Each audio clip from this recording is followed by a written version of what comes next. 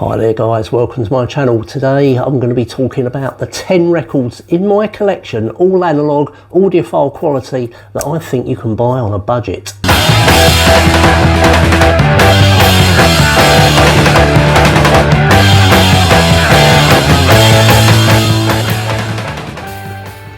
Hi there guys, welcome back to my channel, or welcome if this is your first time, and if it is your first time, hit that like and subscribe button and the bell button. It really does help make my channel grow and get that YouTube algorithm working in my favour. Today I'm going to be doing a top 10 records that I've pulled out of my collection, which I think are audiophile quality, but you can buy at a snip of a price. A slight caveat to that with one of them, but we'll come to that in a little while. Okay, so without further ado, let's crack on with this top 10. The first one, these are in no particular order by the way, but the first one is the Final Cut. Pink Floyd's The Final Cut. I love this album. This is a first pressing, UK pressing. I do have 2 or 3 other copies of this. I've done a shootout video on this. If you look through my videos, you'll find that shootout video. Just do a search for Final Cut and you'll find it. This by far is the best version I've got of it. It was really well recorded. It was mastered by Doug Sachs at the Mastering Lab, and this was just a standard run-of-the-mill record.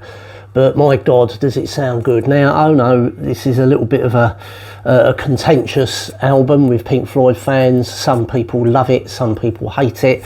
Some people see it as a Roger Waters solo album in all but name. I see it as a Pink Floyd album. I'm not going to get into that today. I'm just talking about the quality of the recording and how it stands up as an audiophile, how it would stand up as an audiophile release. This stands up totally 100% as an audiophile sounding record, and if you want a copy of this, a first pressing, UK pressing, £20-25 in VG plus ish, near mint condition. I got this is near mint vinyl VG plus jacket when I bought it off of Discogs. It's cost me £25 I think plus shipping. So yeah, the Final Cut. I actually really like this album. I do play it semi-regularly, not sort of every week or so, but I do play it sort of once every 6 or 7 weeks, something like that. Really like this album. Yeah, I take it on its merits, and yeah, a great sounding, well recorded, well mastered album. The Final Cut, Pink Floyd.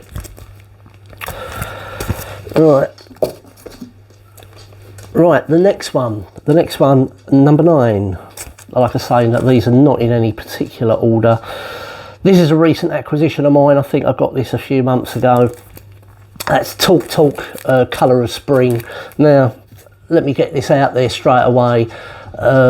Most of the later Talk Talk albums all sound brilliant. This is actually the only one I've got at the moment. I do need to buy more Talk Talk, but Colour of Spring, this is a fantastic sounding record. Really well recorded, well produced, and you know, it's got Life's What You Make It on it, the big single off of this album, and the other one, which is Living in Another World, brilliant song. That's got Steve Winwood on Hammond organ on it. But this is a really good sounding record. I don't know what else to say. It's got really good bass response, great soundstage on this, and I mean, I've got in my system, I've got a sub, but the bass through the sub kicks big time off this record. Really does sound good. I can highly recommend this album. If you've not really listened to Talk Talk before and you want to dip your toe in, I highly recommend this. You can't really go wrong with this this record. I forget what year it came out, 1988. So yeah, the latter part of the 80s. A lot of people were recording digitally by now, or it's just on the cusp of when everyone started recording digitally. This was recorded to tape, and it still sounds fantastic. A great sounding record. You can pick this up for about £15–20. VG Plus near mint condition. Talk LPs, really reasonably priced, and they sound phenomenal. So yeah, if you really want to dip your toe in, I can highly recommend Colours Spring by Talk. Right, this next record is another one that was subject to a shootout video that I did a while back, and that is Turn of a Friendly Card by the Alan Parsons Project. Now, I've got a few Alan Parsons Project records. I've got Eye in the Sky, I've got Pyramid, what's the other one I've got? Can't remember what it's called now. No, Turn of a Friendly Card. No, there's another one, I can't remember what it is now. Edgar Allan Poe, I think. But anyway, out of all of them, this is my favourite anyway. I really enjoy this album. I do play this fairly regularly. It sounds great. It's been recorded really well. I mean, look, Alan Parsons recorded and produced this, and you know, the man that was responsible for Dark Side of the Moon, he's not going to put out shoddy product, is he? Let's be honest. I like the way he works. Alan Parsons doesn't like to use too much compression. Like he will not put compression on a mix, on a finished mix, because he reckons it crucifies the drums.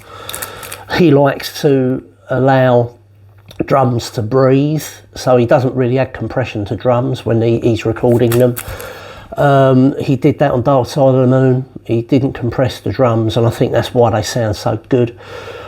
He will add compression. I think he said he will add compression to bass and vocals, which I think is standard, to be honest with you. It really does help bring vocals out, makes them more alive. But there is a thing of producers nowadays where they will put compression on a finished mix, which, you know, after it's been mixed down to 2 tracks, they will then compress that mix. I don't think that's right.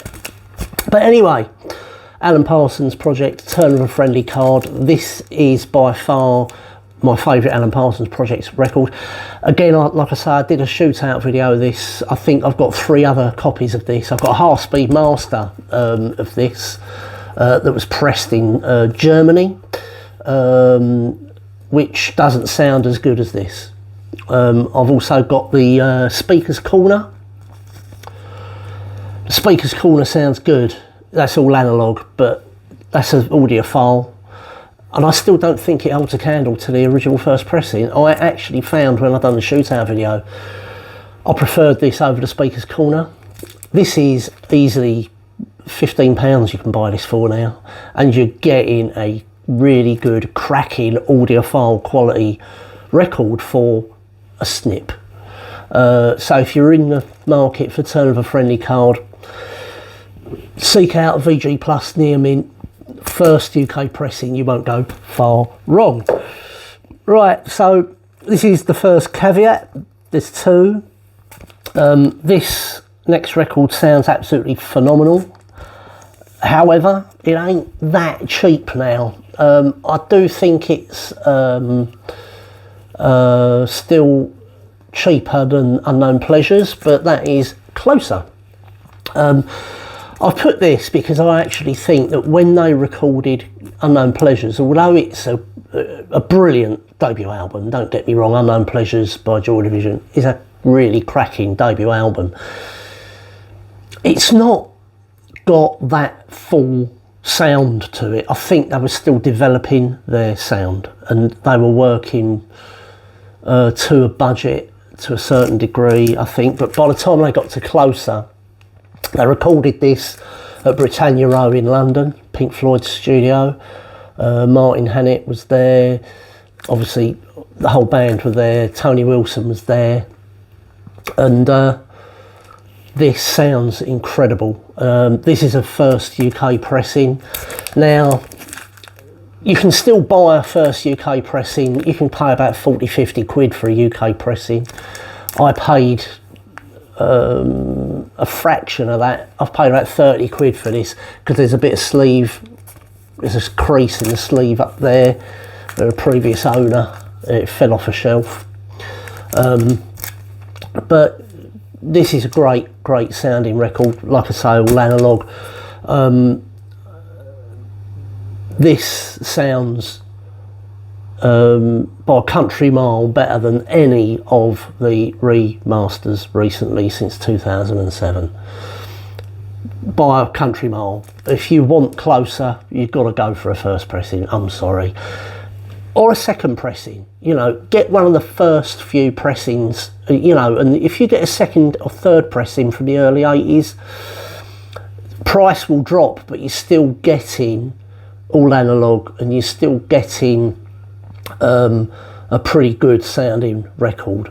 Maybe not as good as this, because obviously when they mastered this, the tape was still new, but still worth seeking out if you want a good sounding copy of Closer, sorry. The bass on this goes through the floor. On Heart and Soul, that synth bass at the beginning, wow. Like I say, I've got a sub and it just goes through the floor. It's so deep. It sounds so good though. Closer, Joy Division.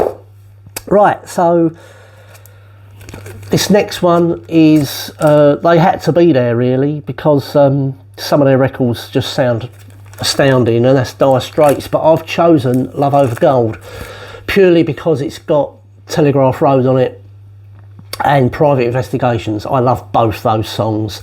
I've got a few Dire Straits albums. This is, I think, at the moment my favourite.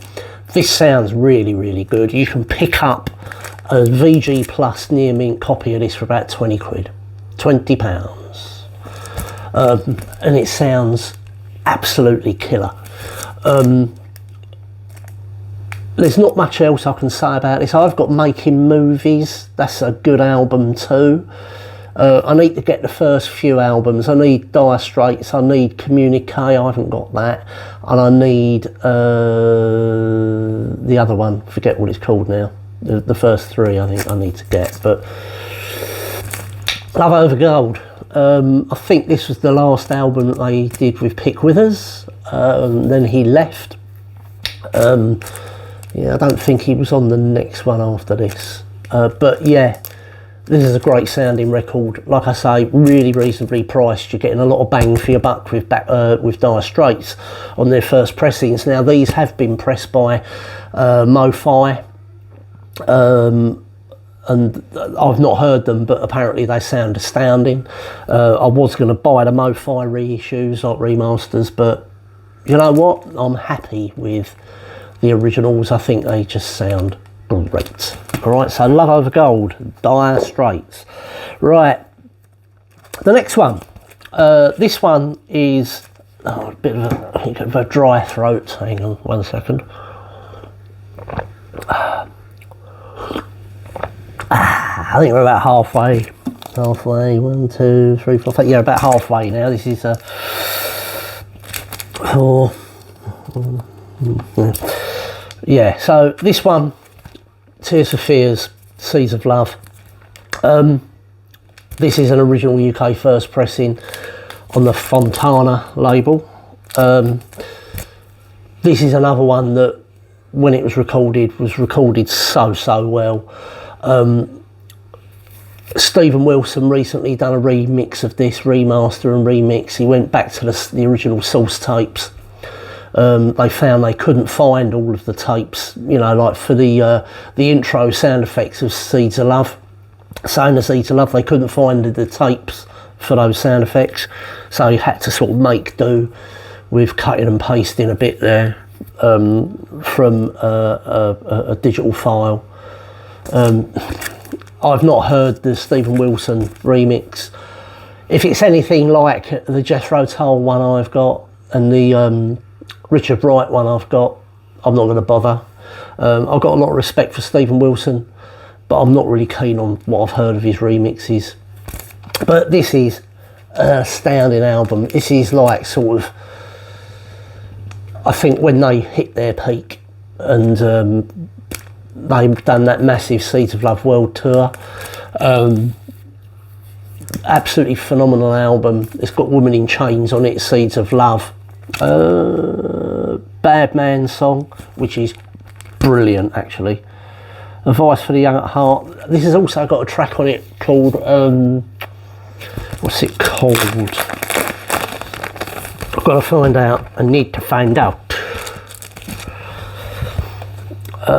Famous Last Words. Oh my God, Simon Phillips on drums on that. Absolutely brilliant. Let's put this back. Yeah, Phil Collins on drums on Woman in Chains. Simon Phillips is on drums on a couple of them, I think.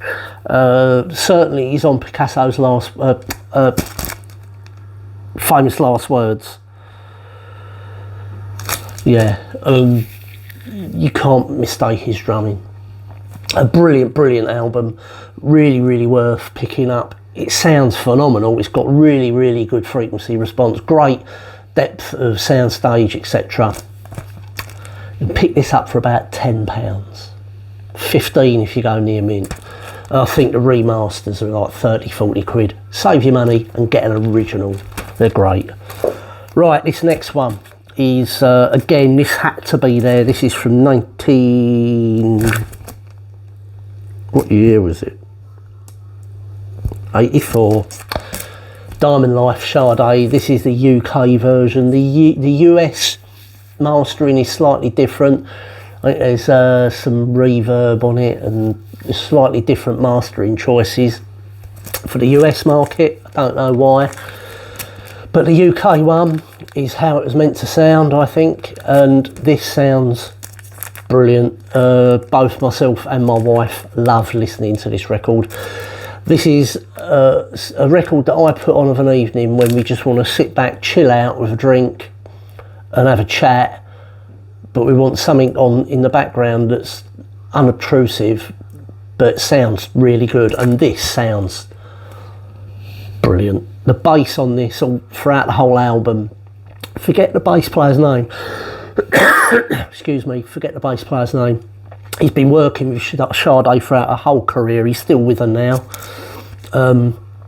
He's a fantastic bass player. He's got such a smooth bass playing style. But yeah, another one that was recorded really well, mastered really well, and it really delivers. You can pick this up for peanuts. I think I paid about £10 for this, possibly 15 including shipping. So yeah, Diamond Life Sade. This has been remastered a number of times. There's the Sade box set that come out. It's in there, but I suspect they're all digital. This is all analog and it sounds fantastic. So if you want a reasonably priced audiophile sounding record by Sade, get any of the originals really, but Diamond Life is a good starting point. Right, this one, it was subject to a vinyl finds video that I done a little while ago, and I got it for a steal really, and that is Abbey Road by the Beatles. This is an original first pressing from 1969 with the misprint on the back. It's got the misaligned apple on the jacket. It's well known within Beatles circles. This, the first pressing of Abbey Road, is by far the best way to hear this. I think the mastering engineer was Nick Davis. Nick Davis rings a bell. Davis, I forget his first name. I'm sure it was Nick. Hit me in the comments if you think I'm wrong, but it's well known that he done an absolutely fantastic job on this. And I done a comparison between this and the recent remaster, and there was absolutely no competition. The bass guitar on this absolutely goes through the floor. The bass is there on the remaster, but it's too polite, let's just say that. On this, it goes through the floor and you can feel it in your chest. It's like it's there on something. The bass line on something that McCartney does. He's just on another level. I've always said Paul McCartney hit his peak. By the end of the Beatles, he was hitting his peak as a bass player, and I don't think he's really got back now. This is a fantastic record. Everybody knows it. You know, Abbey Road. What can you say? I paid £30 for this.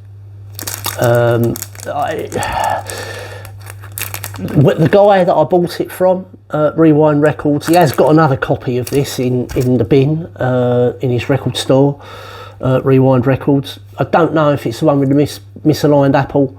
I think he's got that up for 30 quid as well. So if you fancy a copy of Abbey Road, I think the copy that he's got in his shop might be a 1970 pressing. Don't quote me on that. I know he's got a copy and it's an original, possibly for second pressing, I'm not sure, but even the second pressing's good because they use the original mastering. So you know, you can't really go wrong with those early 69, 70 masters, all right? But certainly the very first pressings, like this one, they sound the best. You can get these reasonably priced. Like I say, I paid about 30 quid for this. I said in the video back then, I think he undercharged me by about 50%, something like that, or 50 quid or thereabouts. I actually think this is probably worth more, around about 80 quid. You know, there is a certain element when you run in a brick and mortar retail store. You've got to sort of price accordingly to your market locally, and you know, he probably got it in a collection. He paid good money for the collection. Letting it go for 30 quid, he's not losing money. You know, but he wants to shift it. So if you put it up for like 80, 90 quid, it might sat in the shop for months and months and no one would buy it. So I think Martin done the right thing. He priced it fairly, but yeah, a cracking deal. And if you can seek one out, like I say, go to his shop. He's got a copy in there now.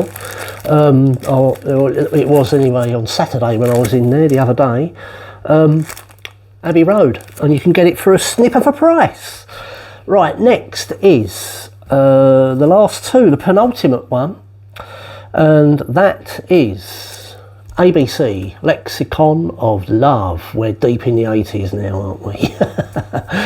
This is on the Neutron label, as they were back then. This obviously was produced by Trevor Horn, and it's got Anne Dudley, her orchestrations all over it. This is a fantastic sounding record, and I have heard the remaster. It ain't a patch on this first pressing. You'll pay about £15-20 for this on Discogs in this condition. This is near mint. Yes, that is a ticket. I did go to see them at the Albert Hall a few years back. There you go, 2019, where they performed all of the Lexicon of Love in its entirety, plus some tracks off of Lexicon of Love 2. He done a sequel, or they done a sequel to it. A great album, very 80s, but it just sounds phenomenal. The orchestrations on it are great. The songs on it, top drawer songs, let's be honest. Poison Arrow, Look of Love, and all that, excellent. Say no more, ABC. And we get down to the last one. Now, I had to think hard about should I put this one in or not, because it is not really reasonably priced anymore. It used to be. But I'm putting it in because I think it deserves it. And that is the 30th anniversary pressing of Dark Side of the Moon by Pink Floyd. Now, this came with the original posters, but it also came with an extra poster. This is all analog, and I think this was mastered by Doug Sachs, I believe. Probably one of the last mastering jobs he'd done before he died, I think. This is the last time Dark Side of the Moon was ever mastered direct from the original master tape. And this is probably the closest you're going to get to a pressing that sounds like a first pressing. I've listened to some of the remasters. This is nowhere, they're nowhere near this. This is only bettered, I think, by a first pressing, period. I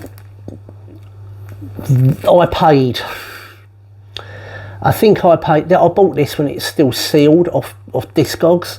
I paid about £60 for this. To get it sealed now, you're talking about £200. But if you don't mind paying just below the 100 mark, you can get VG Plus a copy of this. You know, it's still going to be a lot of money, but you know, I thought I'd go out on a high or a low. But yeah, Dark Side of the Moon, I had to put it in there. I couldn't really leave it out, really. And that is it for this week. Thank you for watching. Hit like and subscribe. It really does help the channel grow. And I shall see you in the next video. Cheers. Bye bye now.